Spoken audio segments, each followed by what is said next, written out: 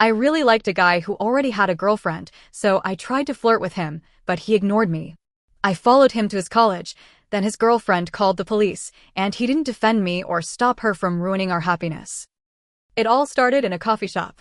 It sounds cliché, I know, but sometimes real life is like that, like a movie. I was having one of those terrible weeks where everything that can go wrong goes worse. Work was hell. My so-called friends were too busy with their own dramas, and I just wanted a decent coffee and a quiet corner to feel miserable in peace. And then I saw him. He was behind the counter cleaning the espresso machine, and the world seemed to stop. It's not that he was a magazine model, it was something more. The way he moved with a calm and a concentration that I found almost magnetic. When he looked up and our eyes met, I felt a kind of electric shock. It was just a second, but in that second I knew something important had just happened. I went up to order with my heart pounding in my throat as if I were a teenager. I tried to sound normal, casual. I ordered a latte with oat milk. The usual. He smiled at me. And it wasn't one of those fake customer service smiles, the kind that disappears as soon as you turn around. It was a genuine smile that reached his eyes. Good choice, he told me. His voice was calm, deep. And that was it. 2 words. But in those 2 words and in that look I heard a whole universe of possibilities. I felt that he had truly seen me, that he had understood my bad day and was offering me a small beacon of light. Of course, I came back the next day and the day after. My life began to revolve around that coffee shop. I would wake up thinking about what excuse I would make to go, what clothes I would wear. I would sit at a little table in the back with my laptop open, pretending to work, but in reality every fiber of my being was focused on him. I learned his schedule by heart. I knew that on Tuesdays and Thursdays he left early. I knew that he hated refilling the napkins and that he always hummed a song when he thought no one was listening. I called him Leo in my head before I even knew his name. He seemed like a Leo, strong, calm, an anchor in the midst of chaos. Every time he served me coffee, I looked for that glance, that little connection that would confirm that our thing was real, that I wasn't imagining it. That's when I made the mistake of looking for him on social media. A little harmless research, I thought. It wasn't hard to find him. And there she was, Sophia, his girlfriend. The word tasted like poison in my mouth. I went through every one of their photos together. She was nothing special. She had one of those generic smiles and an empty gaze. In every photo, he seemed distant, as if a part of him wasn't there. It was obvious to me, crystal clear, that he was trapped. She was an obligation, one of those comfortable relationships that drag on due to inertia, but lack true passion. What he and I had in that first glance was more real than the 5 years of bland photos they had together. Far from discouraging me, Sophia's existence gave me a purpose. It was no longer just a crush, it was a mission. He needed someone to see him, someone to fight for him. It was evident that Sophia didn't understand him. How could she? She represented the mundane, the predictable. I represented the spark, destiny. I convinced myself that he was sending me silent signals for help in every polite smile, in every have a good day. I wasn't being a homewrecker, I was being a savior. He deserved to be truly happy, and I was the only one who seemed to realize he wasn't. The weeks went by and our routine at the coffee shop felt like a secret dance. He would smile at me, I would smile at him. Sometimes we would exchange a couple of phrases about the weather or how crowded the place was, but it wasn't enough. I felt there was an invisible wall between us, a wall with a first and last name, Sophia. I realized that he would never make the first move. He was too good, too loyal, even to someone who clearly didn't deserve him. Or perhaps, and this idea chilled my blood, she had him so controlled that he was afraid to talk to other girls. The thought of him being scared filled me with a protective fury. I had to do something more. My investigation intensified. It was no longer just looking at his photos, it was understanding his world. I discovered that he was studying engineering at the university on the other side of the city. Engineering, of course, it made perfect sense. I had always been attracted to intelligent men, those who understand how things work, those who build. It was another sign from the universe, another piece that fit perfectly into the puzzle of our story. Sophia, with her profile full of party pictures and cheap motivational quotes, could never appreciate the mind of an engineer. She wanted an accessory, not a partner. I, on the other hand, wanted to understand his passion, so I started sending him direct messages. Nothing too obvious, of course. I didn't want to scare him.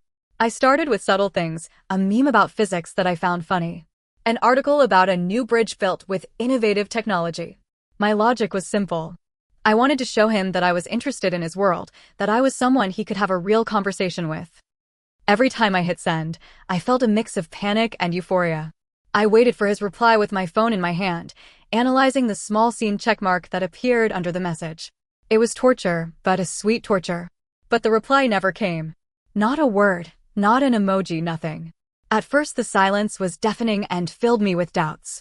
What if I had interpreted everything wrong? A little whisper in my head told me that maybe he simply wasn't interested, but I crushed it immediately. It couldn't be. The connection we felt was too strong. Then I found the only logical explanation. The only one that fit with everything I had seen. Sophia, it was her. She must check his phone. I pictured her perfectly with her innocent-looking face, taking his phone at night, seeing my messages and deleting them before he could see them. The idea became an absolute certainty. She wasn't just a passive obstacle, she was an active saboteur, a textbook villain.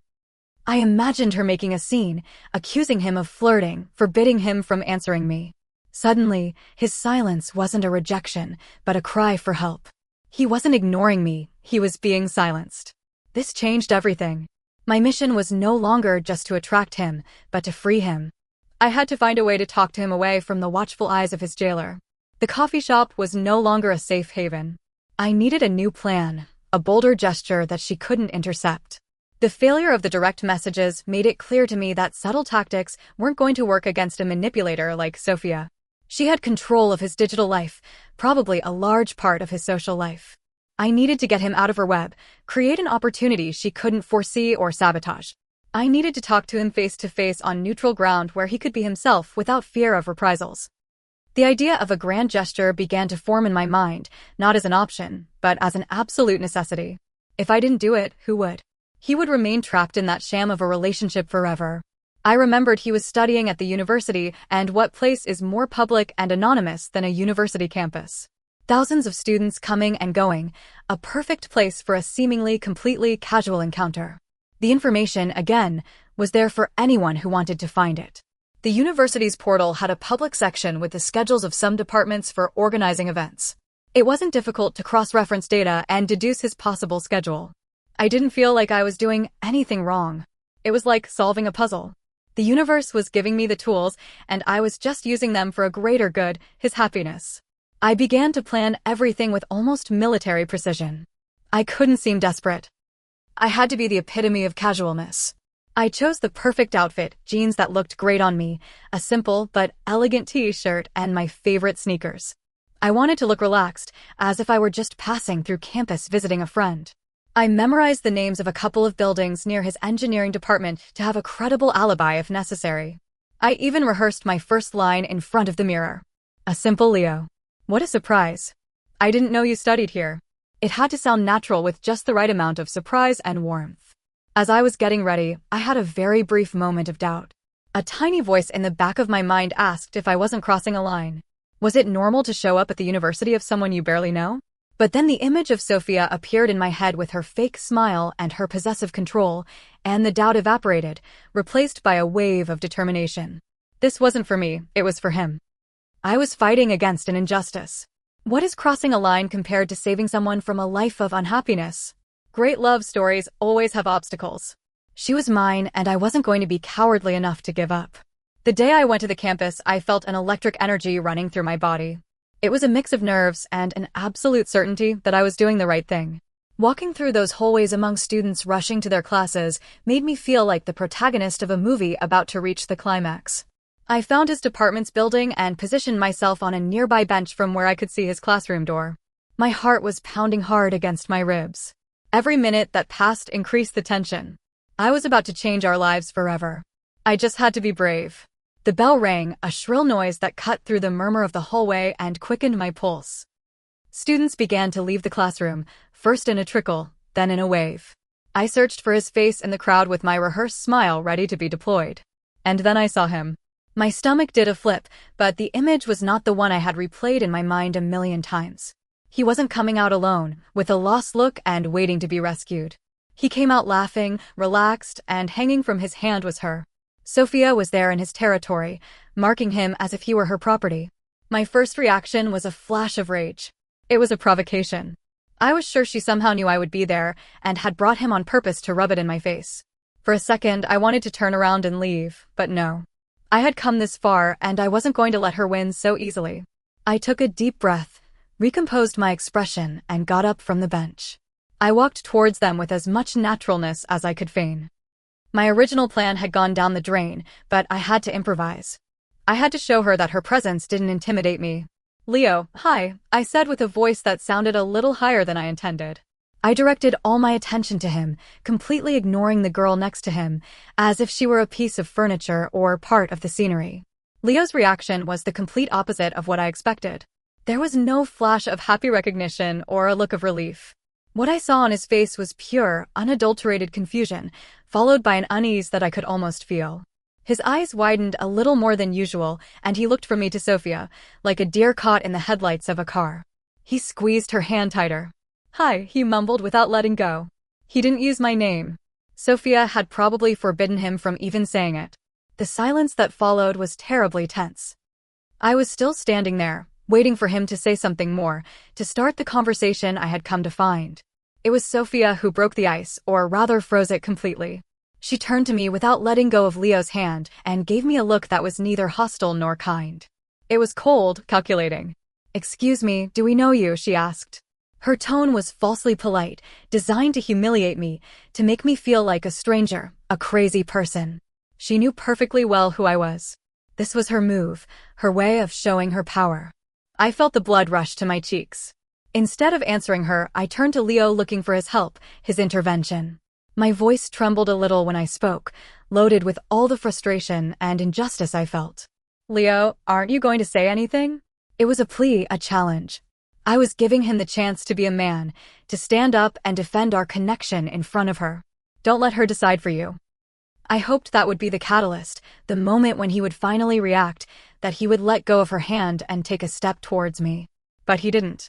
He just stood there paralyzed, with an expression of pure panic, not looking me in the eyes. His silence was the worst of betrayals. The world seemed to shrink to that hallway, to the three figures frozen in a silent drama. Leo's inaction made me desperate. Didn't he see it? I was offering him a way out, a golden opportunity, and he was letting it pass out of cowardice. My mind raced. I couldn't give up now, not after everything I had risked. If he couldn't act, I would have to force the situation. I took a step towards him, invading his personal space, trying to break the invisible barrier that Sophia had built around him. My intention was to speak to him in a low voice, to say something only he could hear, something that would make him react. But before I could say a word, Sophia stepped between us. She didn't push me, she didn't shout. Her movement was subtle, but incredibly firm. "I asked you to leave us alone," she said. And this time there was no trace of false politeness in her voice. It was pure steel, and then she did the unthinkable. She took her cell phone out of her pocket. For a moment I didn't understand what she was doing. Was she going to take a picture of us, to record my humiliation? The level of cruelty of that girl had no limits. I watched, paralyzed by disbelief, as she dialed a number and put the phone to her ear. "Hello, security. I'm on the second floor of the engineering building. There's a girl who is harassing us and refuses to leave." The word harassing hit me like a slap in the face. Harassing me for trying to talk to someone with whom I had an evident connection. It was crazy, a total and malicious distortion of reality. My eyes filled with tears of pure rage and helplessness. I looked at Leo, desperately searching for any sign that he was going to stop this farce. "Leo, please," I whispered. His response was what broke me completely. He said nothing, he didn't stop her. He just looked at me, and for the first time I saw something clear in his eyes. Fear. But I misinterpreted it. I thought he was afraid of her, of what she would do to him if he defended me. He slowly shook his head and looked away, fixing his gaze on an empty spot on the wall behind me. He had given up. He had chosen his cage, he had chosen her. At that moment, all the love and hope I felt for him turned into a deep and bitter contempt. He was a coward, a complete and absolute coward. The arrival of the campus security guards was quick and humiliating. They were two large men who spoke to me in a condescending tone, as if I were a criminal. They asked me to accompany them. I didn't resist. What was the point? The battle was already lost. As they escorted me down the hall, past curious students who stopped to stare, I turned around one last time. Leo and Sophia were still there. She had her arm around him in a gesture that was meant to be comforting, but that I saw for what it was, the mark of an owner on her possession. He still wasn't looking at me. As they took me out of the building and informed me that I was banned from entering the campus, my narrative solidified in my mind, clear and hard as a diamond. I had done nothing wrong. I had been the brave one. I had fought for a love that he was too weak to accept. Sophia was not a protective girlfriend. She was a controlling psychopath who had used the authorities to eliminate her competition. And Leo was not a disinterested guy. He was a victim, a prisoner so broken by her abuse that he no longer knew how to fight for his own happiness. They had turned me into the villain of a story in which I was the only heroine, and that was an injustice I could not forgive. Popular Reddit comments on the main story. Anonymous User 1. Wow, there's a lot to unpack here. You say you felt a connection, but from what you describe, he was just being polite to you while he was working. Investigating his life, finding his schedule, and showing up at his university is not romantic, it's terrifying. His girlfriend is not a villain for protecting herself and her partner from obsessive behavior.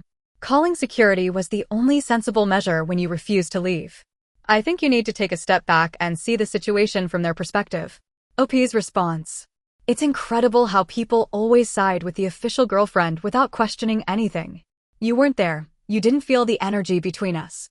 It's easy to judge from behind a screen and call it terrifying. What's terrifying is seeing a good man trapped in a toxic relationship with someone so manipulative that she isolates him from the world and calls security on the first person who tries to help him. I didn't refuse to leave. I refused to let her win without him having the chance to speak. She wasn't protecting him, she was protecting herself from the truth.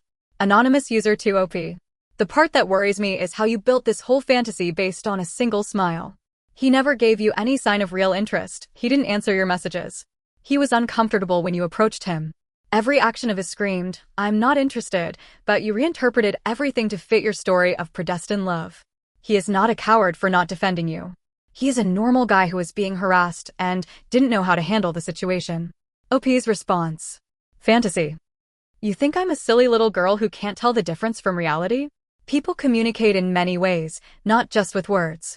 Body language, looks, that's much more honest. And his signals were clear at the beginning, before she realized and started to control him more. His discomfort at the university wasn't because of me, it was because of her. He was afraid of her reaction. It's very easy for a man to get trapped and not know how to get out. And it's even easier for you all to blame the other woman instead of seeing the dynamic of abuse that's right in front of your noses. Anonymous User 3. You were banned from the campus? They called security. He refused to look at you. At what point do you realize that you are the problem here? This isn't a romantic movie where the grand gesture works. In real life, that's harassment. He's with his girlfriend because he wants to be with her. If he wanted to be with you, he would have broken up with her. It's that simple. You are living in a dangerous denial. OP's response. It's that simple. Sure, because human relationships and emotions are simple. Not everyone has the strength to leave an abusive relationship overnight, especially when the other person has you completely emotionally cornered. Banning me from entering is her tactic to isolate him even more. Calling security was her power move. Everything that happened confirms my theory, it doesn't refute it. You call it denial. I call it seeing the painful truth that no one else wants to admit. We'll see who's right in the end. Update 1. It's been a week since the disaster at the university and things have only gotten stranger and, frankly, more revealing. Just as I predicted, Sophia has wasted no time in trying to completely erase me from Leo's existence. The day after the incident, I discovered that he had blocked me. Not just him, but her too from her own accounts. It's so transparent it almost makes me laugh. It's the classic move of an abuser. Isolate your victim from any external influence, from anyone who might open their eyes. Does she think a few clicks can erase what we felt? How naive. Then, a couple of days ago, I received an official email from the university administration, cold and corporate language, to tell me that due to the reported incident, my presence was no longer welcome in any of their facilities. If I were seen there, they would be forced to contact the local authorities. The threat was obvious. She wasn't satisfied with humiliating me with the security guards. She had to go further, leave a permanent record, tarnish my name. Every action she takes is further proof of her controlling and vengeful nature. Far from scaring me, this only reinforces my conviction. I'm not crazy, I'm over the target. The most painful part, however, came from someone I thought was my friend. I told Clara everything that had happened, expecting some support, some understanding. Instead, she looked at me with an expression of horror. "You don't realize what you're doing," she told me. "This is harassment. What you did is not right." The word harassment again, this time from her lips. I was frozen. I tried to explain to her, to tell her about the connection, about the signals, about how Sophia was manipulating him, but she didn't want to listen. She shook her head and told me I was obsessed and that I needed professional help. That was the last straw. Help. Me for being the only person willing to fight for someone's happiness. I accused her of being jealous, of never having felt such a strong connection, and therefore not being able to understand it. I told her she was a terrible friend. Our conversation turned into a shouting match, and I ended up kicking her out of my house. Now she's not talking to me, and in the silence she has left, I've realized something. I'm alone in this, but that doesn't weaken me. On the contrary, all the great heroines in history have been misunderstood and have had to fight against the world alone. My isolation is not a sign that I am wrong, it is a sign that my cause is just. The world prefers the comfort of lies to the harshness of truth. They prefer to see a happy couple on Instagram than to admit the dark reality that lies beneath. But I have seen it and I am not going to give up. Sophia can block me on social media, the university can ban me from entering, and my friends can turn their backs on me, but they cannot erase what I know to be true. Leo needs me, and if I have to be the villain in everyone else's story to be the heroine in his, so be it. Popular Reddit comments on the update. 1. Anonymous user 4OP. Every person around you is telling you the same thing. Your friend, the university, the guy himself through his actions. And your reaction is to label them all as jealous, controlling, or blind. This is a classic pattern of someone who cannot accept reality. Your friend did not turn her back on you. She tried to help you out of genuine concern. Pushing her out of your life because she didn't tell you what you wanted to hear is a giant red flag. OP's response. Genuine concern. That's a funny way to call betrayal. A true friend listens and supports, even if she doesn't understand everything. She doesn't judge you or call you crazy. She chose the easy path, which is to side with the majority. I don't expect you to understand, because you clearly see the world in black and white. But when you fight for something that really matters, sometimes you have to cut ties with the people who want to bring you down, even if you used to call them friends. Anonymous user 5. The university email and the block on social media are not the actions of a manipulative girlfriend. They're direct and logical consequences of your own actions. You went his place of study and caused a scene. What did you expect? For them to send you flowers? They are setting clear and firm boundaries because your behavior has scared them. They are not trying to silence your love, they are trying to protect their peace and safety. OP's response. Boundaries or a fortress. They are building walls around themselves so that no one can see what's happening inside. It's a disproportionate and calculated reaction. A normal person would simply say, "I'm not interested," and move on.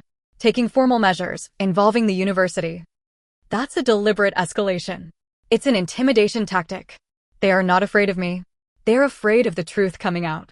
They're afraid that if I talk to him one more time, without her present, their whole house of cards will collapse. Anonymous user 6, you have become the tragic heroine of your own story, but it seems you are the only one who sees it that way. You are interpreting rejection as a challenge and consequences as persecution. This me against the world mentality is dangerous and is isolating you completely. Leo is not a character in a book that needs to be saved. He is a real person who has asked you in every possible way to leave him alone. OP's response. Maybe I need to be isolated to see things clearly. Sometimes the noise of others' opinions prevents you from listening to your own intuition. And my intuition is screaming at me that there's something more here. You call it asking to be left alone, but I haven't heard those words from his mouth. I have only seen his silence, a silence that can mean many things. And until I hear it from him directly and without her influence, I cannot and will not assume that everything I felt was a lie. People give up on love too easily. I'm not like that. Final update.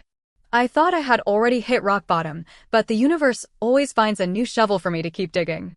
2 days ago, I received a call. It was Clara, my ex-friend. Her tone was icy furious. She barely let me say hello. She started yelling at me, telling me I was selfish, that I didn't know when to stop. Apparently, after our fight, she got so worried that she did something unthinkable. She contacted Sophia, she found a mutual friend, got her number and told her everything. She warned her about me, about my mental state. The betrayal left me breathless.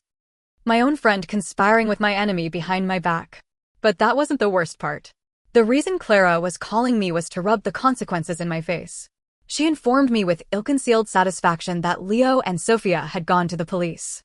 They have started the process to get a restraining order against me. A restraining order, the legal, cold, and brutal term, bounced around in my head. They were officially treating me like a criminal, all for loving someone. I felt the floor disappear from under my feet. I defended myself. I yelled at Clara that she was a traitor, that she had caused this, that it was her fault.